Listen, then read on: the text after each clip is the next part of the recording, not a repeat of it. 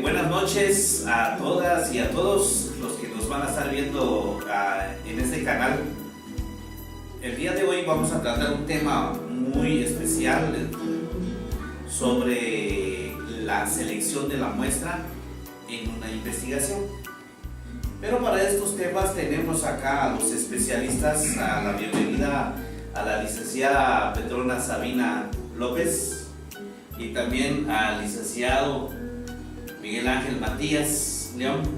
Bienvenido a esta actividad de simposio que tenemos preparado para nuestros televidentes que nos estarán viendo en el canal Kunoroc. Así que esto lo hacemos con el fin de que puedan aprender cómo seleccionar la muestra en una investigación.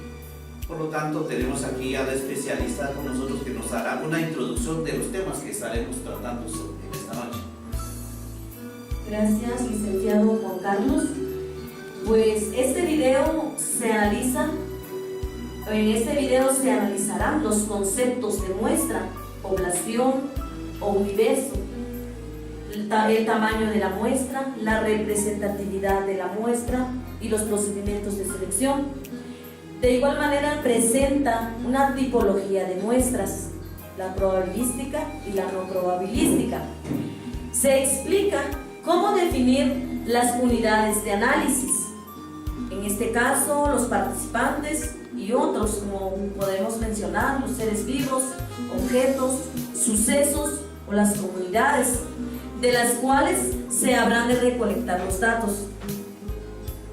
Asimismo, se presenta cómo determinar el tamaño de acuerdo de la muestra, cómo pretendemos generalizar los resultados a una población y cómo proceder para obtener la muestra, dependiendo del tipo de selección elegido. Ya lo decía con anterioridad el licenciado Juan Carlos, el objetivo primordial de esta presentación, de este video, es tener la idea de cómo seleccionar la muestra en una investigación específicamente cuantitativa. Así es, entonces que vamos a dar a conocer ya el tema en sí y pues hay muchos pasos para esto. Lo primero que vamos a hacer es sobre qué o quiénes se va a recolectar estos datos, o sea, es decir, las unidades de análisis, ¿verdad? Las unidades de análisis pueden ser los individuos, organizaciones, sobre los periódicos, las comunidades o situaciones o algún fenómeno, ¿verdad? Pero lo que uno tiene que definir es el análisis de la población. Primero, tener a quiénes vamos a investigar, a qué fenómeno, y es lo que nosotros necesitamos entonces ver. Por eso entonces este proceso es más cuantitativo, porque la muestra es el subgrupo de una población que nos va a interesar, sobre el cual vamos a recolectar diferentes datos o que tienen que definirse o delimitarse de antemano con precisión. Por eso esto deberá ser representativo de dicha población, porque tiene que tener las mismas características, va a tener también similitudes y que puedan ser entonces estudiados y tienen, por ejemplo, tenemos una investigación, por ejemplo, en qué grado se aplica el modelo constructivista en las escuelas de un distrito escolar, por ejemplo, ¿verdad? Y si nosotros vamos a investigar sobre este tema, en qué grado se aplica el modelo constructivista en las escuelas de un distrito escolar, pues no vamos a elegir solo a los alumnos del distrito, porque sería un error, ¿verdad? El error entonces se obtendría una respuesta incompleta a la pregunta de investigación y es probable que muchos alumnos ni siquiera sepan bien lo que es el modelo constructivista de la educación, porque solo si nos dirigiéramos solo a los alumnos de un distrito. Por lo tanto, para que sea una un análisis bien hecho que respuesta a nuestra pregunta. Les repito la pregunta: ¿en qué grado se aplica el modelo constructivista en las escuelas de un distrito escolar? Por lo tanto, entonces la investigación va a ser modelos curriculares de las escuelas del distrito escolar. Vamos a hacer un análisis de la documentación disponible, tanto los cuadernos que ellos usan. Podemos utilizar aquí el método ODA, o sea, las oportunidades de aprendizaje. A través de esta técnica, los cuadernos de los estudiantes, vamos a hacer entrevistas a los directores, también vamos a hacer entrevistas a los maestros, incluso a los padres de familia como comunidad educativa, y por supuesto entrevistas a los estudiantes sobre cómo ven ellos su aprendizaje. Después nosotros sacaremos las conclusiones. Por lo tanto, entonces la unidad de análisis es todo el conjunto de las personas que nosotros vamos a ir a investigar. Pero para esto, pues tenemos también otro tema muy importante, ¿verdad? Cómo se delimita una población. Pero para eso también vamos a escuchar aquí al compañero Miguel Ángel, que nos diga más o menos cómo se delimita una población. Bien, para poder delimitar entonces una población, una vez que se haya definido cuál es la unidad de análisis, se procede a delimitar la población sobre la cual entonces se pretende generalizar los resultados. Así, una población vamos a considerarla que es el conjunto de todos los casos que se concuerdan en una serie de especificaciones. Esto también lo argumenta Celtis en su libro publicado en el año de 1980. Vamos a continuar con el tema de la selección de la muestra. Por lo tanto, vamos a ver sobre qué o quiénes se recolectan estos datos. Entonces, nuestro interés se centra en, como dije, en qué es lo que vamos a investigar o a quiénes vamos a investigar. Es decir, en los participantes, en el objeto, en los sucesos o comunidades de estudio. O esas son las que se llaman unidades de análisis, ¿sí? Lo cual entonces depende del planteamiento de la investigación y de los alcances del estudio. Para seleccionar entonces una muestra, lo primero que hay que hacer es definir la unidad de análisis, después delimitar la población. ¿Cómo se delimita una población? Una población ya sabemos que es el conjunto de todos los casos que concuerdan con una serie de especificaciones. Aquí es importante establecer con claridad las características de la población con la finalidad de delimitar cuáles serán los parámetros muestrales. Al seleccionar la muestra, entonces debemos evitar 3 errores típicos que se dan acá. 1. Desestimar o no elegir a casos que deberían de ser parte de la muestra. Muy claro cuando los participantes que deberían de estar y no fueron seleccionados. El segundo caso o el segundo error es incluir a casos que no deberían estar porque no forman parte de la población definitivamente. Y el tercer error es seleccionar casos que son verdaderamente inelegibles, no deberían de estar ahí. Como hemos escuchado, que son los errores que se deben evitar en una investigación, porque muchas veces nosotros elegimos a otras personas que no deben de estar. Por ejemplo, queremos investigar la opinión de las personas sobre la votación y también entrevistamos a los jóvenes menores de edad, y también esa investigación pues va a ser errónea porque ellos no forman parte de los que participan, por ejemplo, en una elección. Entonces es lo que nos dice esta muestra. Pero vamos a escuchar también ahorita a la compañera Petrona, que también nos habla más sobre este tema. Bien, también vamos a tomar en cuenta cómo seleccionar la muestra. Recordemos que la muestra es un subgrupo de la población. Los términos al azar y aleatorio denotan un tipo de procedimiento mecánico relacionado con la probabilidad y con la selección de elementos, pero no logran esclarecer tampoco el tipo de muestra y el procedimiento de muestreo. Si nos damos cuenta, acá tenemos el espacio de toda una población, la población universo, o sea, todo el grupo que nosotros necesitamos estudiar para determinada investigación. De esta población nosotros vamos a seleccionar una unidad de análisis. De la unidad de análisis viene entonces la muestra o determinado grupo de personas, sujetos o aspectos que necesitamos tomar en cuenta para delimitar lo que necesitamos en la investigación.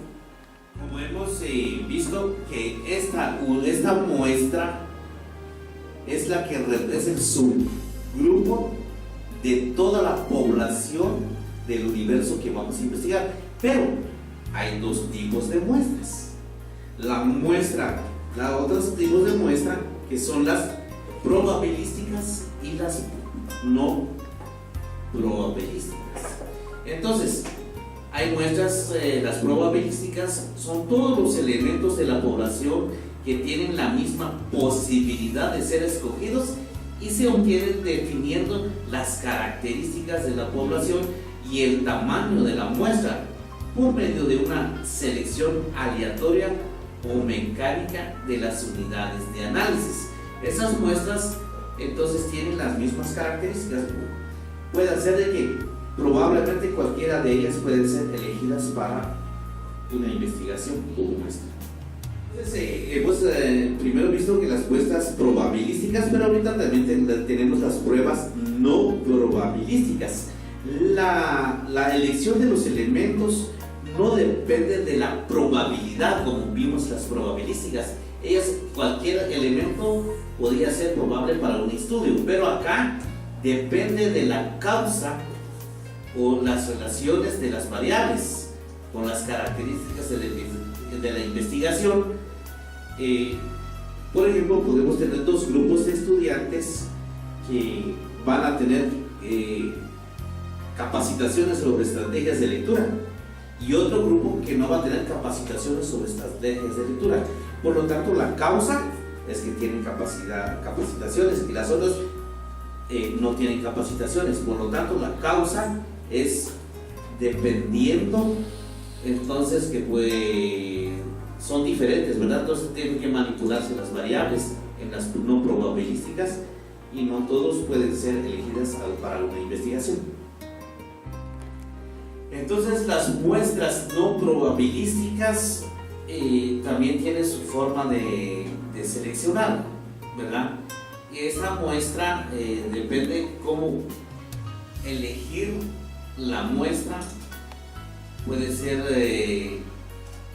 en base a planteamiento del problema, a las hipótesis, al diseño de la investigación y al alcance de la investigación. La muestra probabilística tiene muchas ventajas también. Para hacer una muestra probabilística son necesarios dos procedimientos.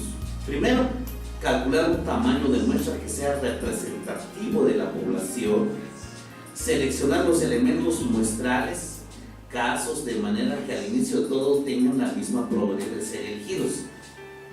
Por ejemplo, tenemos el tamaño del universo acá, podemos tener de 2.200 personas de toda la población y le colocamos en error máximo aceptable el 5% y el porcentaje estimado de la muestra el 50% y el nivel deseado de confianza 95%. Esto nos va a dar como muestra solo a 327 personas de las 2.200 del universo de la investigación. Esto es un ejemplo que podemos hacer con una fórmula que está en un CD que podemos investigar en internet. También la muestra probabilística estratificada y la otra muestra probabilística por racimos. Hay dos formas entonces de también buscar las muestras. El muestreo en el que la población se divide en segmentos y se selecciona una muestra para cada segmento. Y por racimos, el muestreo es por unidades de análisis o también en lugares físicos o en lugares geográficos.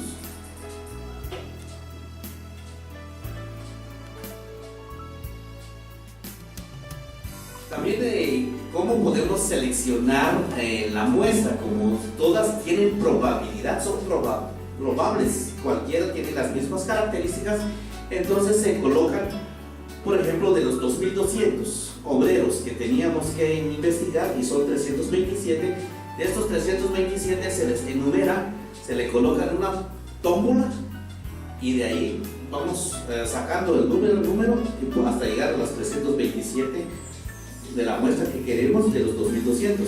Esto se usa con la fórmula STAT, que está en donde se ingresan los datos que ya habíamos visto anteriormente. Así son números aleatorios los que podemos seleccionar. También podemos hacer una selección sistemática de elementos muestrales, que también podemos ir trabajando y elegir dentro de una población, o sea, el número de elementos a partir de un intervalo. En este caso, la K es el intervalo que se va a determinar por el tamaño de la población y el tamaño de la muestra, de manera que entonces se pueden usar fórmulas. En este caso tenemos 1548 en la población general y la población de la muestra es 308 a los que vamos a investigar, pero probabilística de error puede ser 5.02%. También podemos buscar estas muestras en los listados y otros bancos muestrales, por ejemplo, en los archivos, ¿verdad? Los docentes de Santa Eulalia pudiéramos buscarlos en en el archivo de estadística, o los docentes de la Universidad de San Carlos podemos buscarlos y elegir ahí a cualquiera de esta manera para hacer un estudio. Y también el tamaño óptimo de una muestra es la distribución de muestras de 100 o más elementos, tiende a ser normal, y esto sirve para el propósito de hacer estadística inferencial, generalizar de la muestra al universo. A lo anterior se le llama teorema del límite central o la distribución normal. Esta distribución en forma de campana se logra generalmente en muestras de 100 o más unidades muestrales y es útil y necesaria cuando se hacen inferencias de tipo estadístico. A manera de resumen, vamos a decir que hemos aprendido sobre lo que es la muestra y consideramos a la muestra como un subgrupo de la población, y esta puede ser probabilística o no probabilística. Además, hemos descrito cómo seleccionar una muestra en el proceso cuantitativo. Lo primero que se debe plantear es sobre qué o quiénes se va a recolectar los datos, lo cual corresponde a precisar la unidad de análisis. Después se procede a delimitar claramente la población con base en los objetivos del estudio y en cuanto a características de contenido, de lugar y de tiempo. Es importante también que podamos elegir qué tipo de muestra se requiere, y esto depende del enfoque y alcances de la investigación, los objetivos del estudio y por supuesto el diseño. En el enfoque cuantitativo, las muestras probabilísticas son esenciales en diseños de investigación por encuestas, donde se pretenden generalizar los resultados a una población. La característica de este tipo de muestra es que todos los elementos de la población al inicio tienen la misma probabilidad de ser elegidos, Así, los elementos entonces muestrales, llamémosle así, tendrán valores muy aproximados a los valores de la población, ya que las mediciones del subconjunto de población serán estimaciones muy precisas del conjunto mayor. Tal precisión entonces depende del error de muestreo, llamado también error estándar.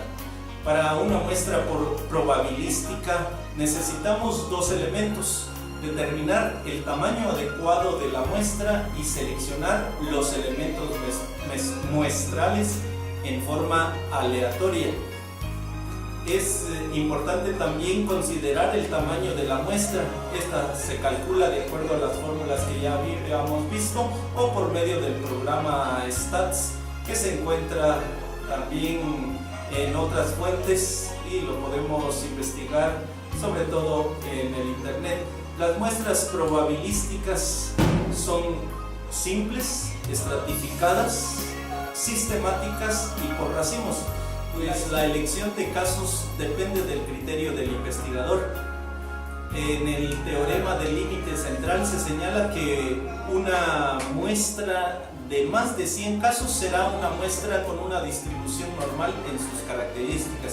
Sin embargo, la normalidad no debe confundirse con probabilidad. Mientras lo primero es necesario para efectuar pruebas estadísticas, lo segundo es requisito indispensable para inferencias correctas sobre una población.